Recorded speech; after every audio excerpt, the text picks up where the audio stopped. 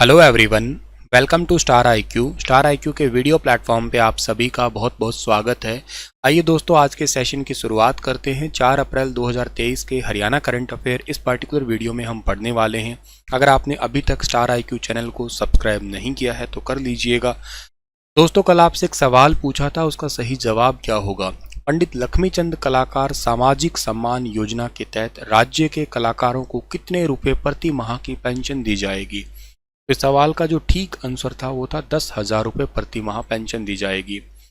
आइए आज के इस सेशन की शुरुआत करें और सबसे पहला सवाल है कि हाल ही में कौन हरियाणा मार्केटिंग बोर्ड के चेयरमैन बने हैं। काफी प्यारा सवाल है। हरियाणा मार्केटिंग बोर्ड के चेयरमैन बने हैं अभी हाल ही में आदित्य चौटाला। सर, ये नाम तो बड़ा नया नया सुना लगता है। नहीं, ये नया नाम नहीं है, ये बहुत ही दिग्गज परिवार का नाम है। आइए बताता हूँ ये कौन है। 2016 से राजनीति में एक्टिव हुए थे ये आदित्य जी। अभय सिंह चौटाला की पत्नी कांता चौटाला को हरा चुके हैं ये। सिरसा जिला परिषद के जोन 4 के बने थे जिला पार्षद। मुख्यमंत्री मनोहर लाल के काफी करीब हैं आदित्य। पूर्व उप मुख्यमंत्री पूर्व प्रधानमंत्री उप प्रधानमंत्री देवीलाल जी के पोते आदित्य चौटाला की हरियाणा सरकार में अब एंट्री हुई है। हरियाणा सरकार की ओर से आदित्य चौटाला को मार्केटिंग बोर्ड का चेयरमैन बनाया गया। इनको मुख्यमंत्री मनोहर लाल के पीएस वी उमाशंकर ने आदित्य चौटाला की नियुक्ति के आदेश जारी किए हैं अभी हाल ही में। देखो, देवीलाल परिवार के 5 ऐसे नेता हैं जो आज राजनीति में हैं, एक्टिव पॉलिटिशियन में हो चुके हैं अब। एक तो दुष्यंत चौटाला है जो कि जन नायक जनता पार्टी यानी कि जेजेपी से है। एक अभय सिंह चौटाला जो आने वाले मुख्यमंत्री पद के लिए दावेदारी साबित कर रहे हैं। इसके अलावा नैना चौटाला, ठीक है ना, जजपा पार्टी से। इसके अलावा आदित्य, अब आदित्य हो गए हैं। और इसके अलावा जो है ना रणजीत, ये निर्दलीय है। ये हरियाणा में वर्तमान में जेल मंत्री है। जेल मंत्री और जेल मंत्री के अलावा जो है इनके पास में एक और डिपार्टमेंट भी है, वो है कौन सा, बिजली डिपार्टमेंट भी इनके पास में भी है। ठीक है, तो CM has directed that Shri Aditya Devilal जो कि वीपीओ चौटाला से हैं और तहसील डबवाली से हैं, डिस्ट्रिक्ट सिरसा है, इनका मोबाइल नंबर कुछ ऐसा है और इनका सीवी अटैच किया गया है। किसके लिए? Chairman of Haryana state agriculture marketing board with immediate effect, तुरंत प्रभाव से। Terms and condition of his appointment shall be issued letter. बाकी क्या क्या होगा, कब इशू वगैरह किया जाएगा वो बाद में बता दिया जाएगा। वी उमाशंकर जिन्होंने अभी हाल ही में इसके लिए जानकारी दे दी है। 1 अप्रैल 2023 का ये लेटर है, हमारे पास में जब पहुंचा आपको करंट अफेयर पढ़ा दिया। तो ये क्वेश्चन आपके लिए ज़रूर याद करने वाला है। अच्छा, आप लोगों को याद है कि जो हमारे डिप्टी सीएम हैं इनके पास में कौन कौन से डिपार्टमेंट हैं? अगर आपको याद है तो बता सकते हो आप लोग, इनके पास में कौन कौन से डिपार्टमेंट हैं।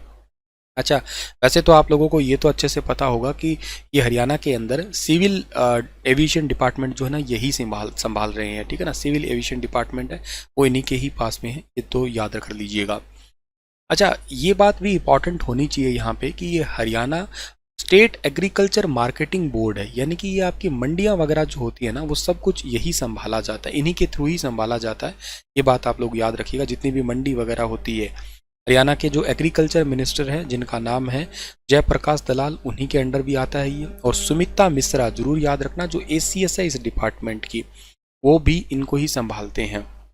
तो इसका कंट्रीब्यूट देखो, बेसिकली मैं बताता हूँ ये क्या कंट्रीब्यूट करता है। जैसे चावल है, चावल कितने हुए, या इसके अलावा गेहूँ है, गेहूँ कितनी हुई, उसको कैसे कैसे मार्केटिंग करनी है, उसको कहाँ पे जो है ना बेचना है, ऐसे कुछ है आपका।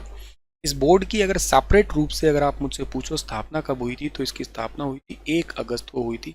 1969 के अंदर इसकी स्थापना हुई थी। ठीक है, तो ये याद रखना।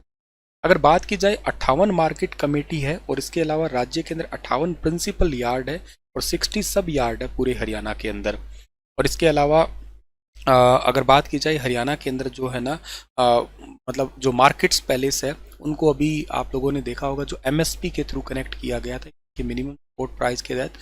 मतलब कुछ ऐसे नए रूल्स आए थे कि अब आप हरियाणा का पर्सन होकर किसी भी राज्य के अंदर अपनी फसल को बेच सकता है। मेरा फसल मेरा ब्यौरा से भी इसको अटैच कर दिया गया है, वो तो खैर आप लोगों को पता ही है। तो लाने के पीछे उद्देश्य भी इतना ही था कि हरियाणा के अंदर एग्रीकल्चर जो प्रोड्यूस होता है उसको बढ़ावा मिल सके। जो हमारी मार्केट है, एग्रीकल्चर मार्केट है, या एग्रो प्रोसेसिंग से रिलेटेड जो आपके प्रोडक्ट होते हैं, एग्रीकल्चर एक्सपोर्ट जो होता है, इन सभी चीज़ों में बढ़ावा मिल सके। के लिए इसको लाया गया था।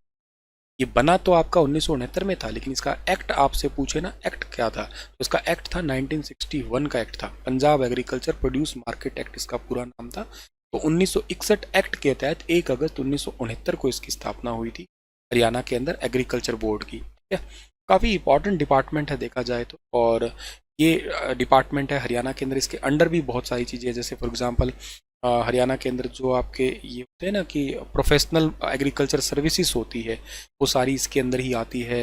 या इसके अलावा लैंड रिसोर्सेज है, वो भी इसी के अंतर्गत आती है। क्रॉप्स को प्रमोट करना वो भी, या प्रॉफिटेबल या लैंड रिसोर्सेज, वो भी सभी इस डिपार्टमेंट के अंदर आती है। तो काफ़ी महत्वपूर्ण डिपार्टमेंट है देखा जाए तो ये। हाल ही में कौन करनाल एनडीआरआई में दीक्षांत समारोह की मुख्य अतिथि? करनाल एनडीआरआई जो है उनके दीक्षांत समारोह की मुख्य अतिथि हमारे भारत के राष्ट्रपति जी होंगी मेन तो, के साथ में राज्यपाल और सीएम और कृषि मंत्री सारे ही मुख्य अतिथि के रूप में होंगे। एक मेन अगर पूछा जाए, बाकी ऑल ऑफ दीज ही हैं। राष्ट्रपति जी कहाँ से हैं? ये है मयूरभंज से है। हरियाणा के अंदर दूसरी बार आ रही है, पता हो आप लोगों को। दूसरी बार आई मतलब पहली बार कब आई थी?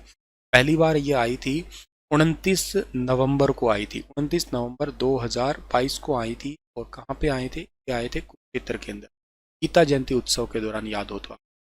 अब दूसरी बार ये आ रहे हैं एनडीआरआई करनाल के लिए। अच्छा, ये कौन से जनजाति से? ये संथाल जनजाति से है, ठीक है ना।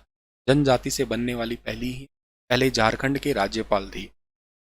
24 अप्रैल को 550 छात्र छात्राओं को उपाधि प्रदान की जाएगी, तैयारी शुरू कर दी गई है। राज्यपाल, मुख्यमंत्री, कृषि मंत्री विशेष रूप से आमंत्रित किए गए हैं। एनडीआरआई डीम्ड यूनिवर्सिटी की दीक्षांत समारोह 24 अप्रैल को होगा। इसमें भारत की राष्ट्रपति मेन मुख्य अतिथि होंगी, बाकी अन्य हैं। एक्चुअली मुझे इसका आंसर ना आपको यूं देना चाहिए, मुख्य अतिथि राष्ट्रपति ही होगी, बाकी आमंत्रित सदस्य हैं। तो आप इस क्वेश्चन का आंसर ना ए कर लीजिएगा, ठीक है ना, ताकि बिल्कुल परफेक्ट आंसर बन पाए। ओके, चलिए। तो इसके अलावा जो है ना एनडीआरआई के संयुक्त निदेशक मतलब डायरेक्टर कौन है? डॉक्टर आशीष कुमार सिंह है। और इसके अलावा जो है ना यहाँ पे केंद्रीय कृषि मंत्री नरेंद्र सिंह तोमर भी यहाँ पे विशेष रूप से आने वाले हैं। एनडीआरआई की स्थापना 1989 के अंदर हुई, ठीक है ना। नेशनल डेयरी रिसर्च इंस्टीट्यूट इसको कहा करते हो आप लोग। हाल ही में कहां पर हरियाणा का पहला आरपीटीओ यानी कि रिमोट पायलट ट्रेनिंग ऑर्गेनाइजेशन बना है? बड़ा प्यारा सवाल है। रिमोट पायलट ट्रेनिंग ऑर्गेनाइजेशन बना है करनाल के अंदर। ऑप्शन नंबर ए इस सवाल का बिल्कुल ठीक है। इसका मतलब है हरियाणा में प्रशिक्षित ड्रोन पायलट की मांग बढ़ती जा रही है। मतलब जिसको ये खेतों में स्प्रे करने वाले ड्रोन नहीं, ये चलाने आने जरूरी है और इसके लिए मांग बढ़ रही है, क्योंकि आजकल आ भी रहे हैं ये, तो हर किसी को चलाने नहीं आते। इसके लिए एक ट्रेनिंग सेंटर खुला है, समझिए। इस मांग को देखते हुए हरियाणा सरकार ने फूसगढ़ स्थित सामुदायिक केंद्र में रिमोट पायलट ट्रेनिंग ऑर्गेनाइजेशन जो है स्थापित कर दिया। सुपर इंपॉर्टेंट क्वेश्चन है, याद रखना आप लोग। हरियाणा सरकार ने फूसगढ़ स्थित सामुदायिक केंद्र भवन में remote pilot training organisation setup किया। 1 अप्रैल 2023 से काम करना स्टार्ट कर चुका है। यहाँ पे तकरीबन 500 युवाओं को ड्रोन के माध्यम से ट्रेनिंग दी, मतलब ड्रोन उड़ाने की ट्रेनिंग दी जाएगी। और ड्रोन उड़ाने का ट्रेनिंग लेके वो रोजगार भी ले पाएंगे आने वाले टाइम में। जैसे 700 एकड़ में नैनो यूरिया, डीएपी, रसायनों का छिड़काव, ये सब कुछ किया जा सकेगा। करनाल की महाराणा प्रताप विश्वविद्यालय को भारतीय कृषि अनुसंधान अटारी क्षेत्र में जो है ना पहला पुरस्कार मिला है, ये सब कुछ छिड़काव वगैरह करने के चलते हुए। तो करनाल का महाराणा प्रताप बागवानी विश्वविद्यालय को भारतीय कृषि अनुसंधान अटारी क्षेत्र में सबसे ज्यादा 700 एकड़ एरिया में नैनो यूरिया, डीएपी, रसायन का छिड़काव सभी फसलों पर करने के लिए पहला अवार्ड मिला। इसी इंस्टीट्यूट के अंदर याद रखना निशा सोलंकी पहली महिला ड्रोन पायलट बनी।